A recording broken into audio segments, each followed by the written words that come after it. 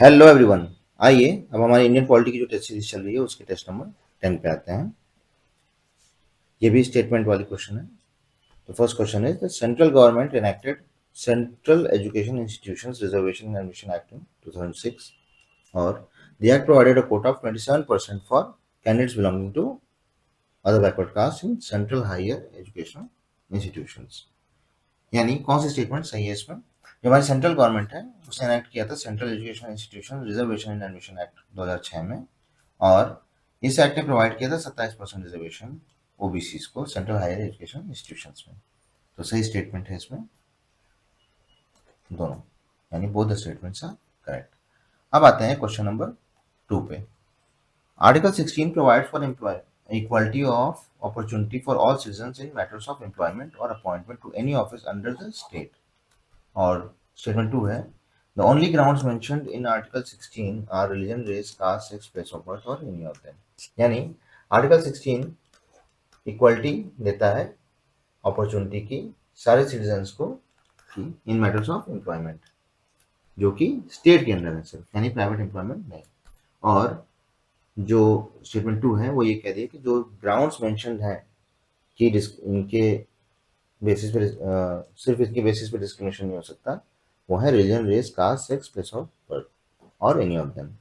इनके अलावा कोई और ग्राउंड नहीं है, ऐसा स्टेटमेंट 2 कह रहा है। तो सही स्टेटमेंट है इसमें सिर्फ पहली। क्यों? क्योंकि आर्टिकल 16 में और भी ग्राउंड्स मेंशन्ड है, religion, race, caste, sex, place of birth के अलावा डिसेंट और रेजिडेंस, ये दोनों मेंशन है। अब आते हैं क्वेश्चन नंबर 3 पे। The first backward class commission was under the chairmanship of BP Mandal, और बैकवर्ड क्लासेस कमीशन ने जो कि चेयरमैन थे बीपी मंडल, वो अपॉइंट किए थे 1979 में। यानी इन दोनों स्टेटमेंट में से कौन सी स्टेटमेंट सही है? तो सही जवाब है ओनली 2। जो बैकवर्ड क्लासेस कमीशन बीपी मंडल के चेयरमैनशिप के अंदर थी वो 1979 में अपॉइंट हुई थी, ये स्टेटमेंट सही है। लेकिन ये सेकंड बैकवर्ड क्लासेस कमीशन थी, ना कि फर्स्ट। आई होप आपको ये चीज समझ में आई होगी। अब आते हैं क्वेश्चन नंबर 4 पे। Which article of the constitution provides for investigation the conditions of socially and economically educationally backward classes and suggest measures for their advancement. पहले सोशली और एजुकेशनली यही दोनों ग्राउंड दिए गए थे रिजर्वेशन के लिए, अब इकोनॉमिकली आ गया।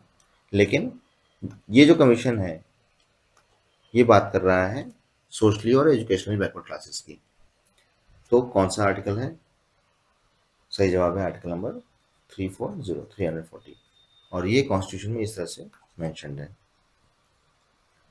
अब आते हैं क्वेश्चन नंबर 5 पे। पहला स्टेटमेंट है article 15 abolishes untouchability and forbids its practice in any form, और the term untouchability has not been defined in the constitution.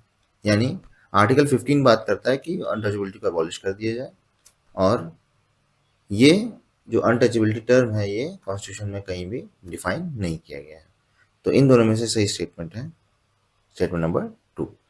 यानी अनटचेबिलिटी को कॉन्स्टिट्यूशन में डिफाइन नहीं किया गया है, लेकिन जो आर्टिकल डील करता है वो article number 17। Article number 15 discrimination के अगेंस्ट बात करता है, लेकिन उसमें अनटचेबिलिटी टर्म नहीं यूज है। अब आते हैं क्वेश्चन नंबर 6 पे। क्वेश्चन नंबर 6 में भी दो स्टेटमेंट्स हैं। स्टेटमेंट 1 कह रही है article 19 protects only the right to move inside the country, और स्टेटमेंट 2 ये कह रहा है while article 21 provides for right to move out of the country and right to come back to the country. यानी ये कॉन्सेप्चुअल क्वेश्चन है।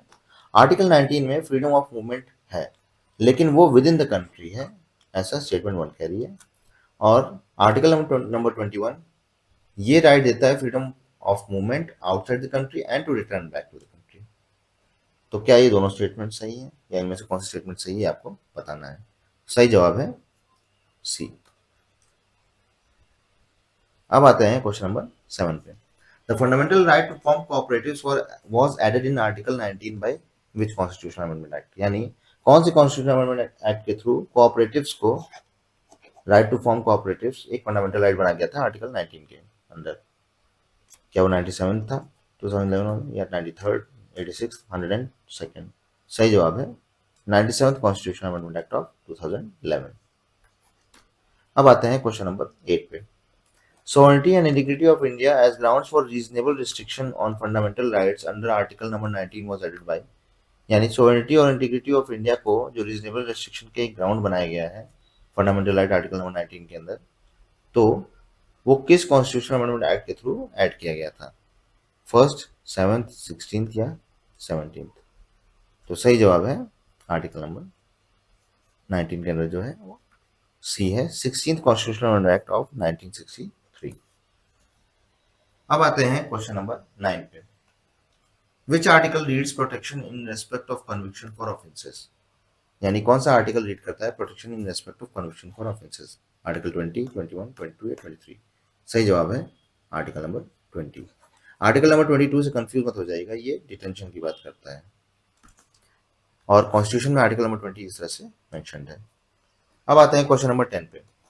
विच of the following fundamental rights are available to only to citizens and not to foreigners? यानी ऐसी कौन सी articles हैं, कौन सी fundamental rights हैं जो सिर्फ सिटीजन्स को अवेलेबल है और फॉरेनर्स को नहीं है, दिए गए फंडामेंटल राइट्स की लिस्ट से? 15, 19, 16, 20? सही जवाब है आर्टिकल नंबर 15, 16 और 19। ये सिटीजन्स को अवेलेबल हैं, फॉरेनर्स को अवेलेबल नहीं है, और वो पूरी लिस्ट यहाँ पे दी गई है। आर्टिकल 15, 16, 19, 21 और फिर से देखिए आर्टिकल 15, 16, 19, 21 और 30, ये सिटीजन्स को अवेलेबल हैं लेकिन फॉरेनर्स को अवेलेबल नहीं है। आई होप आपको ये सीरीज पसंद आई होगी।